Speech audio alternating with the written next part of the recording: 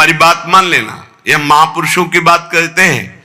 श्यामा श्याम की सेवा में रुचि हो ही नहीं सकती यदि श्यामा श्याम ने स्वीकार ना किया हो। जब कोई हरिवंश शरण हुआ, रसिक शरण हुआ, तो हमारी प्यारी जो प्यारे जो परस्पर बैठकर तत्काल निश्चित करते हैं उसकी सेवा, कि ये निकुंज में आएगी, कौन सेवा करेगी, क्या सेवा, इसका क्या नाम होगा, क्या रूप होगा। उसी के अनुसार उसको यहां सेवा में रुचि होने लगती है। बोले हमें सबसे ज्यादा चंदन घर्षण में रुचि, हमारी चंवर डुलाने में रुचि। ये श्यामा श्याम आपको चाह रहे हैं कि आप चंवर डुलाएं, श्यामा श्याम आपको चाह रहे हैं कि आप गाएं, श्यामा श्याम चाह रहे हैं कि आप द्वार पर खड़े रहें। ये सब सेवाएं श्यामा श्याम चाह रहे हैं और निश्चित किया तब आपको सेवा मिली, मान लीजिए। पर सेवा में एक अनन्य निष्ठा होनी चाहिए। अगर आप श्री जी की सेवा कर रहे हैं और आपके पास कोई प्रिय मिलने वाला आया है, तो आपके नेत्र नहीं जाने चाहिए। सेवा से हटकर नेत्र गए, इसका मतलब अभी सेवा में प्रीता नहीं। गुरुजन आ जाए तो श्री जी को विराजमान करके खड़े हो गए, वो इतना धैर्य रख ही नहीं सकते, तुरंत आपसे कहेंगे आप सेवा में लगिए, क्योंकि वो जानते हैं सेवा का महत्व। और अन्य कोई प्रियजन आया है या कोई बहुत से बड़ा लाभ का विषय है या बहुत से बड़े हानि का विषय है, सेवा से आंख नहीं हटानी चाहिए। इतना महत्व सेवा में देना चाहिए कि जिस समय हम सेवा में हैं उस समय फिर ना किसी की सुननी है, ना अपनी बोलनी है, ना हमें नेत्र देने हैं और ना हमें सेवा रोकनी है, चाहे कुछ भी हो जाए। अब ये निष्ठा पकड़ लो तो अभी माया पर विजय प्राप्त कर लोगे। बड़े महापुरुषों ने सेवा सुख के लिए अपने सर्वस्व का समर्पण कर दिया। श्री आस्करण जी महाराज नाम के महाभागवत हुए हैं, जो अपने लोग नाम कीर्तन करते हैं श्रृंगार आरती के बाद। हाँ, आस्करण मधुकर जयमल नृप हरिदास जन दासा, ऐसा आता है। तो आस्करण जी के इष्ट श्री राधा मोहन जो थे, इन्होंने विचार किया कि राजकाज में हर क्षण कोई न कोई जब सेवा में बैठते तो राजा, तो आप ये सलाह ये सेवा ये सब बंद कर देना चाहिए। जिस समय हम श्री जी की सेवा में है उस समय अन्य कोई वार्ता नहीं, अन्य कोई नहीं, बस उन्हीं के रूप गुण का चर्चा करते हुए। अगर हम सेवा में हैं तो उनका चर्चा का तात्पर्य है पद गुनगुनाते, जिस समय की जो हम सेवा कर रहे हैं उस समय के पद गुनगुनाते हुए या उनकी रूप माधुरी में चित्त लगाए हुए सेवा में। इससे बड़ी कोई बात नहीं। यदि सेवा मिल गई श्री जी की तो आप ये समझ लीजिए कि आप श्री जी के पास जाने का पास मिल गया आपको। बड़े बड़े महापुरुषों ने कहा भजन करना, साधना करना, ये सब हो सकता है, लेकिन प्रभु की सेवा में अनुराग, गुरु की सेवा में अनुराग, संत सेवा में अनुराग, समाज सेवा में भगवत भाव से अनुराग, ये बहुत कठिन बात है। ऊर्ध्व बाहु विरोमेश न कश्चित शृणोति में धर्मादर्थश्च कामश्च किम धर्मम न सेव्यते। भगवान श्री कृष्ण द्वैपायन व्यास देव जी कहते, मैं दोनों हाथ उठाकर कहता हूं, मेरी बात सुन लो, मान लो। सेवा से सब प्रकार की संपत्ति प्राप्त हो जाती है, जो चाहिए आपको, लौकिक पारलौकिक। हाथ उठा के कहता हूं, मेरी बात मान लो। भगवान व्यास देव जी कहते हैं जो सेवा धर्म है, भगवत सेवा, समाज सेवा भगवत भाव से की हुई सेवा, शब्द निष्काम होता है, जहां कोई कामना नहीं की जाती और प्रीत्यर्थ, जिसकी सेवा करें उसको सुख पहुंचाने का भाव, तभी सेवा शब्द सार्थक होता है। कोई भी ऐसी कामना नहीं जो सेवा से पूर्ण ना हो जाए। जो सेवा धर्म का आचरण करता है उसके संपूर्ण जीवन में आनंद ही आनंद, सुख ही सुख रहता है। और लोग कहते हैं धर्मात्मा को दुख मिलता है। तुम क्या जानो, तुम बाहरी बात देखकर कहते हो दुख मिलता है, हृदय आनंद में वो डूबता है जो किसी भी वैभव में, किसी भी सुख में, किसी भी अनुकूलता में नहीं होता। अभी आपने सेवा धर्म को स्वीकार नहीं किया। सच्ची कहते हैं, सेवा में जब ये शरीर जाता था तब भी किडनी फेल थी, 20 वर्ष से फेल है। कभी गुरु कृपा से एक दिन का भी चूक नहीं हुई और कभी जानने नहीं दिया कि शरीर में कष्ट है। 7 बजे से लेके कभी कभी 11 बजे तक सेवा का सौभाग्य मिलता, बिल्कुल कभी नहीं जानने दिया। बड़ी से बड़ी सेवा की जो आज्ञा हुई तो वही गुरु बल सब कार्य कराता था। कहीं सेवा में कभी ऐसा मैंने, जब सेवा के बाद आए तो भले लेट गए, फिर सामर्थ्य नहीं रही भिक्षा भी मांगने की, पर जब सेवा में गए तो एक अपार सामर्थ्य गुरु कृपा से आ जाती थी। सेवा में एक अद्भुत सामर्थ्य है। समस्त कामनाओं के बीज वासनाओं का नाश करने की सामर्थ्य भगवत सेवा में है। श्री आस्करन जी ने अपनी सेवा को सुरक्षित रखने के लिए, ये नरवरगढ़ के राजा है, राजा को बहुत से कार्य होते हैं, पता नहीं किस समय कौन सी राजकीय व्यवस्था के लिए आवश्यकता पड़ जाए, तो ठाकुर सेवा में एकाग्रता की बहुत आवश्यकता होती है। पत्रावली तो सिर्फ पत्रावली पे ध्यान है, इधर उधर नहीं तो पत्रावली बिगड़ जाएगी, वो पत्रावली मानी नहीं जाएगी आपकी। भोग लगा रहे हैं तो सिर्फ एक एक कवल पे ध्यान है आपका। बैठे हैं, प्यारे जू कैसे पा रहे हैं, हित सजनी जू कैसे पवा रहे हैं, प्यारे जू कौन सी पदार्थ की तरफ देख रहे हैं, लाडली जू कौन से पदार्थ की तरफ देख, पूरी भावना में उससे डूब। श्रृंगार तो श्रृंगार कर रहे हैं, स्नान तो स्नान, मतलब सेवा में पूरी तन्मयता आवश्यकता है। अगर तन्मयता नहीं तो फिर बिगड़ जाएगा। तो नरवरपुर ताको राजा नरवर जानो, मोहन जू धरिए सेवा नी के करी है। घरी 10 मंदिर में रहे चौकी द्वार, पावत न जान को ऐसी मति हरी है। पर्यो को काम आए अब ही लिवाए ल्याओ, काहे पृथ्वीपति लोग कान में न धरी है। आई फौज भारी सुध दीजिए हमारी, सुनी बहु बात टारी परी बात कर भरी है। मनुष्यों में श्रेष्ठ आस्करण जी ये नरवरगढ़ के राजा थे। इनके ठाकुर का नाम राधा मोहन जो था। ये प्रेम पूर्वक उनकी सेवा में कोई विघ्न न हो इसलिए 10 घड़ी तक का कठोर आदेश दे दिया था। 24 मिनट की एक घड़ी होती है, तो 10 घड़ी कितने हुए? 4 घंटे। 4 घंटे तक कोई भी अगर सूचना देने आया तो दंड प्राप्त करेगा, वो दंड उसको मिलेगा। 4 घंटे तक सूचना भी नहीं देनी है। जिस समय वो राधा मोहन जी की सेवा में गए तो द्वारपाल खड़े हो जाते थे, कोई भी अंदर प्रवेश नहीं करेगा। किसी भी तरह की कोई विपत्ति आ जाए, आग लग जाए, फिर भी सूचना नहीं देनी है। 4 घंटे सेवा में ये शिक्षा लेनी चाहिए। अपनी जब ठाकुर सेवा करें, हम कहते तभी करो, सब निपटा लो पहले फिर ठाकुर सेवा करो। ऐसा नहीं है कि जल्दी जल्दी तुम्हारा चित्त कहीं लगा हुआ है। अगर घर गृहस्थी में हो तो हम कई बार एकांतिक में बोल चुके हैं, पहले अपने पति पुत्र की तैयारी कर दो, उनको ऑफिस जाना है, उनको विद्यालय जाना है, सबकी तैयारी कर दो, जय जयकार करके उनको पवाओ।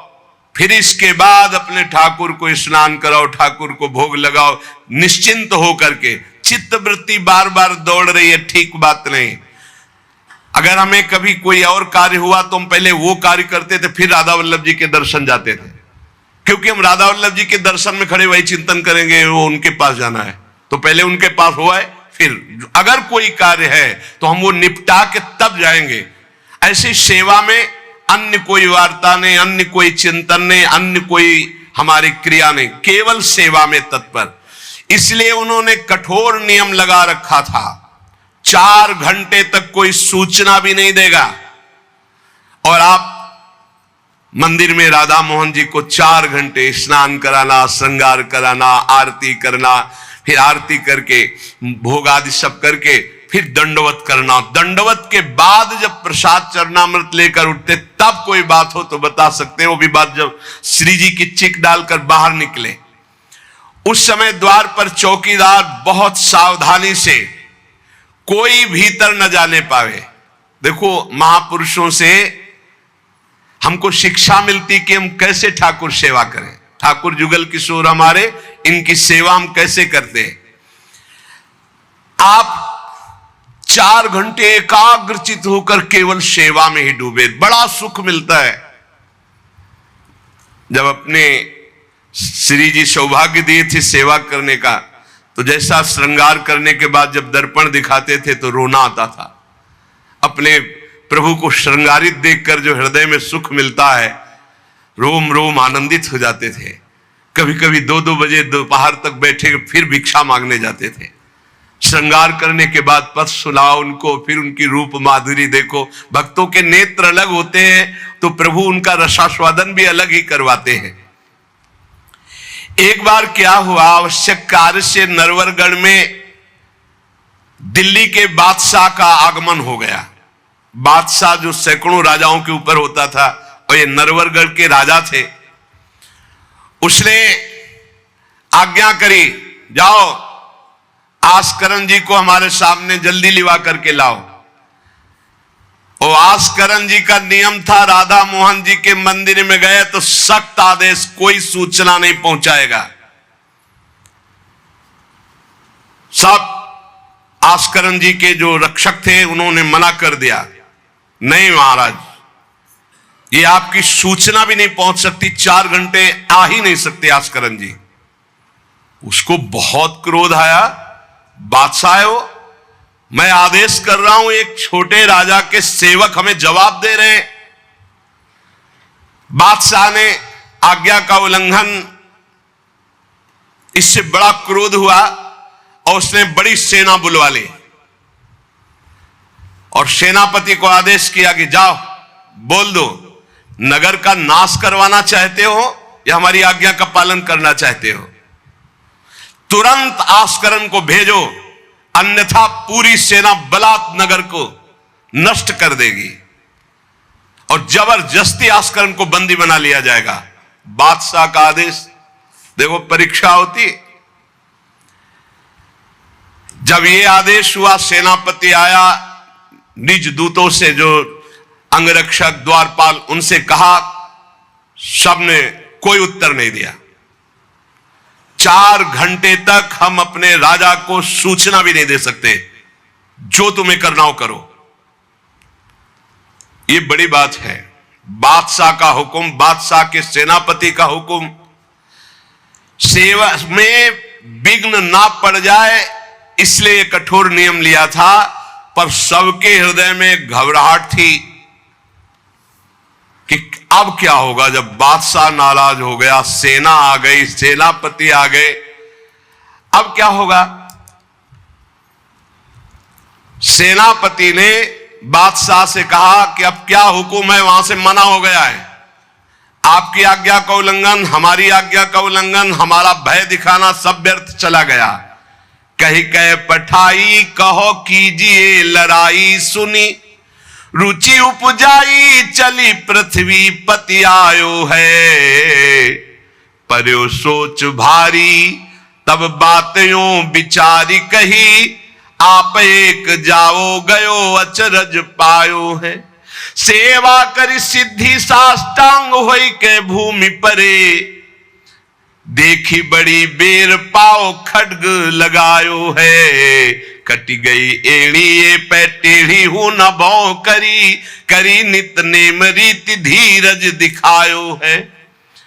बादशाह ये बड़ा आश्चर्य हुआ कि ये आस्करण जी के पास सूचना ही नहीं पहुंचाई जा रही और हमारे भय का इसके ऊपर कोई असर नहीं। पर आस्करण जी बहुत साधु प्रकृति के हैं, बड़े प्रियजन हैं, आक्रमण करना तो उचित नहीं, मैं स्वयं जाकर के देखूं क्या बात है।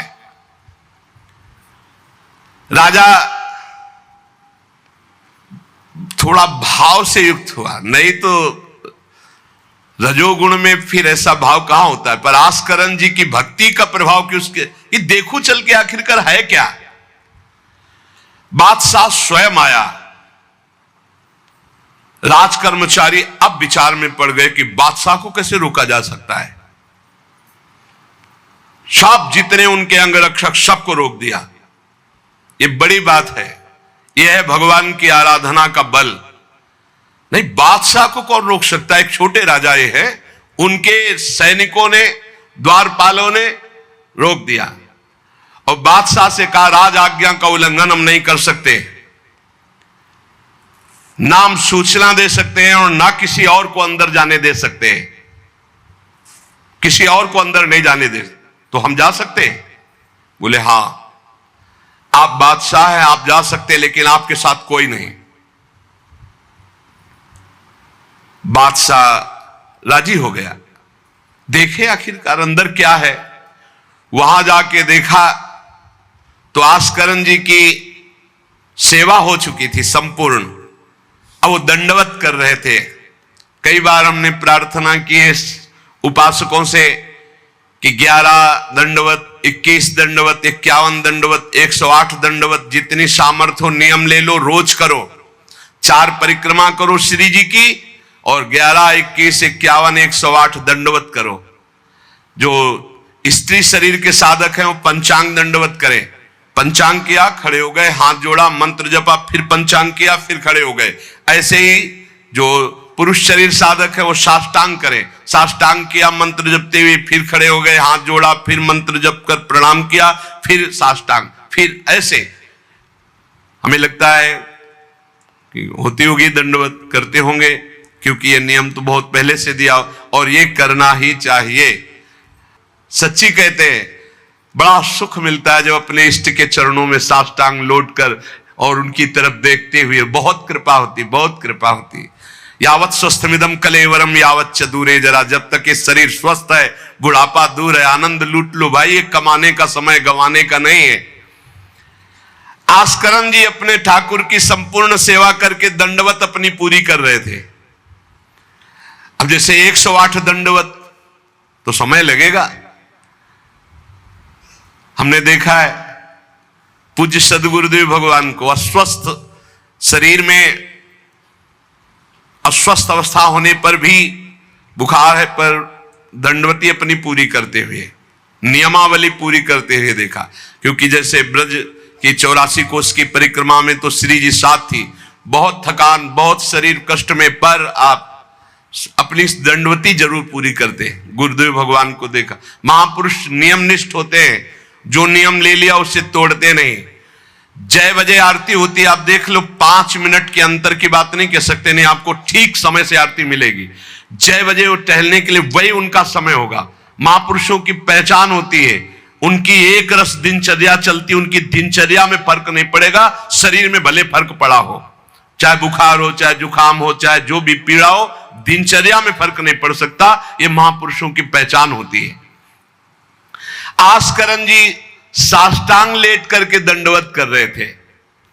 अब को बादशाह जाएगा तो बादशाह कोई साधारण तो है नहीं, उसकी बाजू बंद, उसके सब झनन भनन आवाज तो होती है, पता भी चलता है कि कोई आ गया।